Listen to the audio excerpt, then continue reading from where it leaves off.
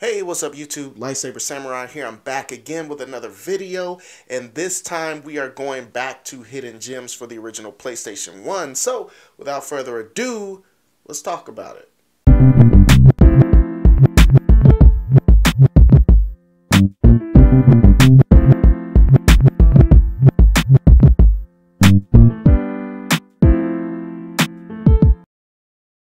Okay, so first game we're going to talk about on the list isn't quite as hidden as all of the other entries today, but it's because the game was actually quite popular when it came out, and PlayStation enthusiasts are very much aware of this game, but for everybody else, this game kind of just faded into obscurity over time, and actually, I could have talked about its sequel as more of a hidden gem, but I had to put some shine on Fear Effect by EDOS. Now, this is a Resident Evil game, or style game, I should say, that takes the blueprint and is one of the best Resident Evil clones I've seen this side of Silent Hill.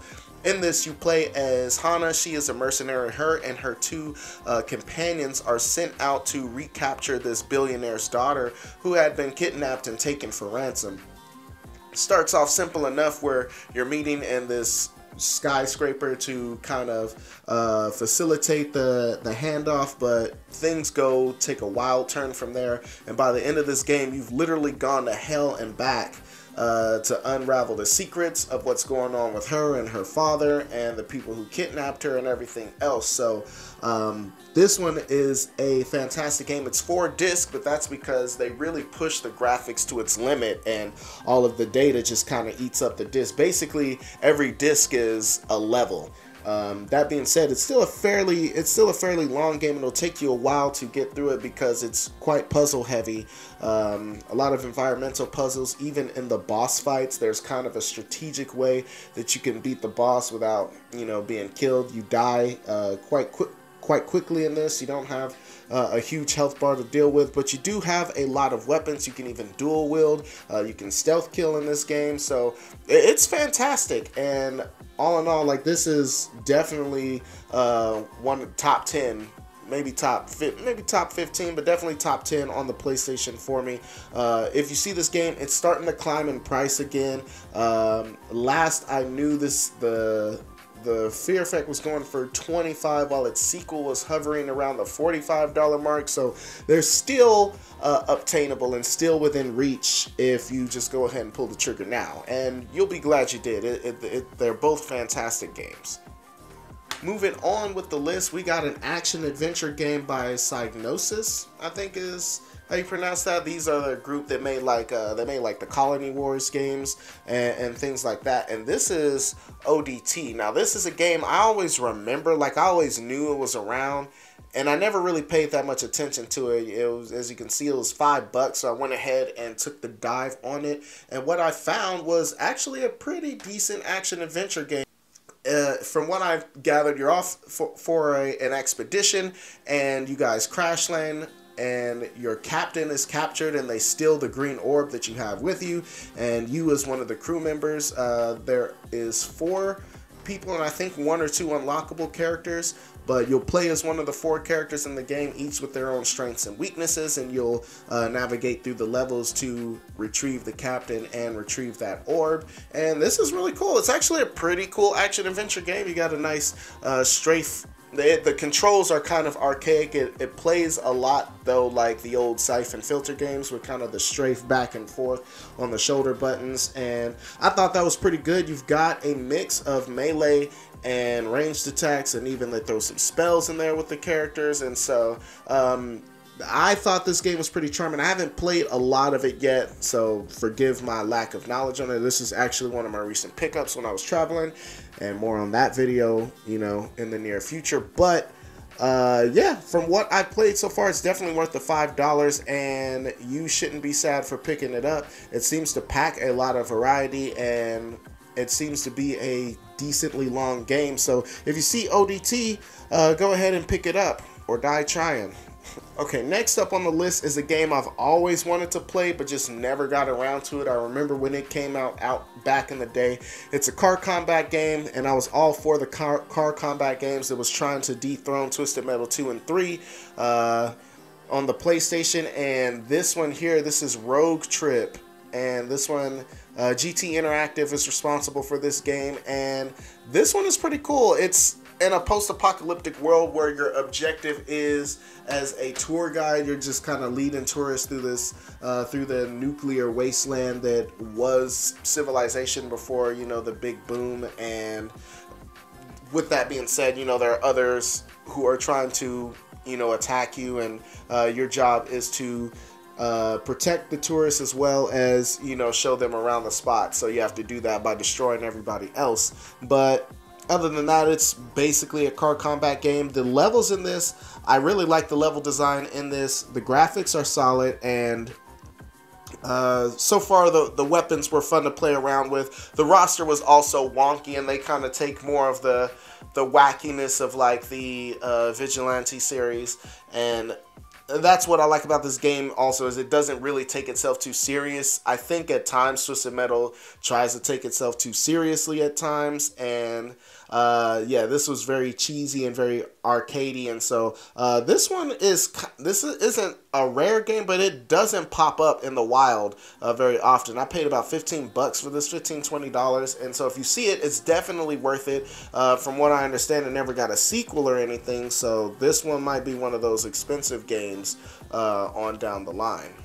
Okay, next up, going back to action-adventure games, this one was by Eidos and Crystal Dynamics, who formed a partnership in the late 1990s, and so they did a lot of collabs together, whether it be the Tomb Raider games or whatever the case. Ninja Shadow of Darkness, I think, is another one, which of course is one of my favorite games on the PlayStation. But in the vein of that, we've got Akuji the Heartless, and this came out right after Crystal Dynamics got done with the Gex series, and so this is kind of it's an action platformer slash action adventure game, kind of like the Gex series, but definitely a darker turn.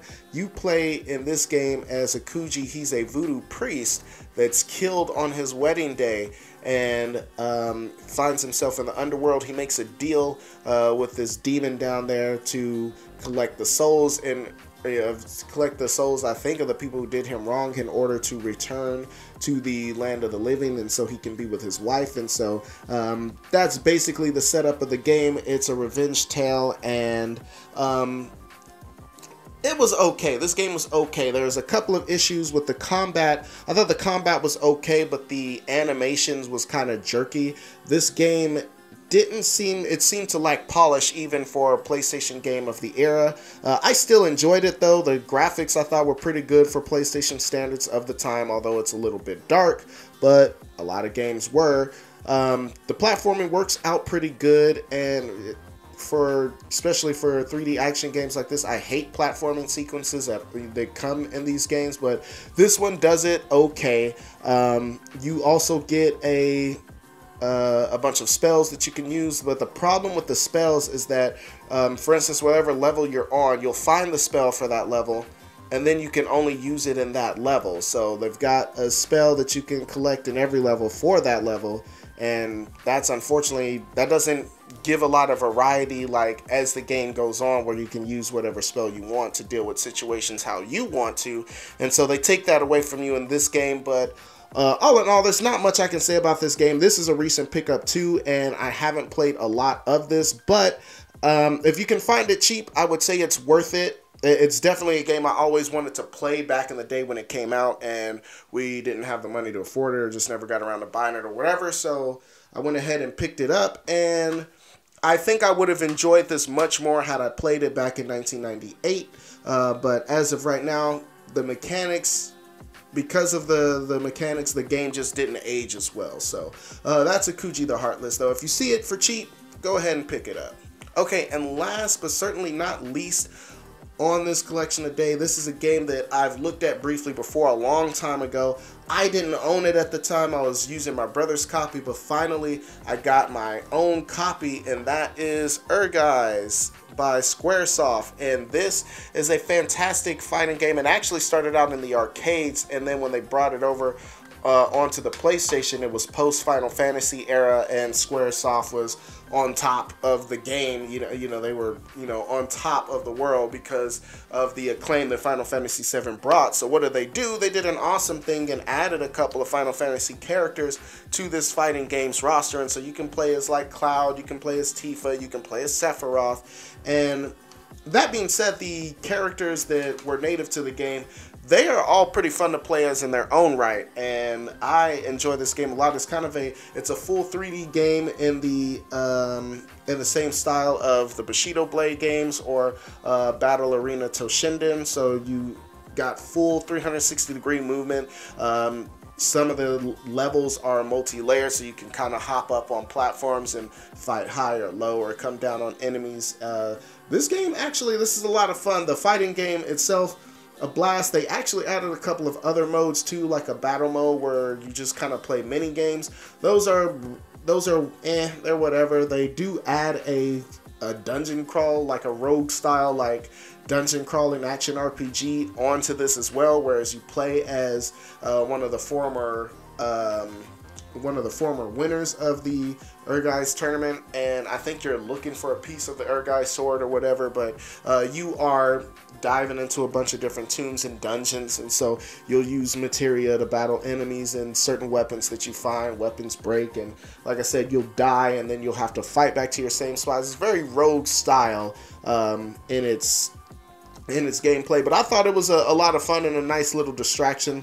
If you see this game, unfortunately, it's going up in price. I got lucky because this case I got from a flea market because I thought the game was in there, and so did the guy that sold it to me, and it wasn't. So he was just like, you can go ahead and have this, and if I find the disc, I'll let you know. He never did, but I snagged a copy of the disc only on eBay for like 15 bucks or so.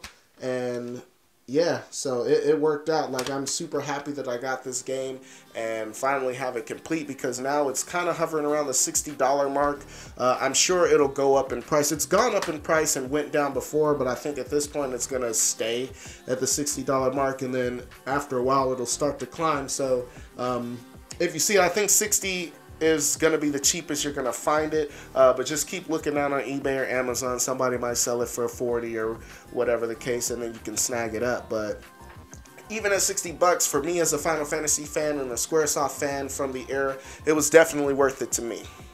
Alright guys, so I do believe that's all I got for you, but let's talk about it in the comment section below. Questions, comments, concerns, threats. What are some more hidden gems on the PlayStation that you would like me to take a look at in the future?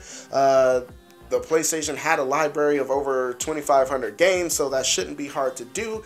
If you like this content, hit that like button, subscribe if you haven't done so already. You'll be glad you did. I do believe that's all I got for you. Lightsaber Samurai out. Peace.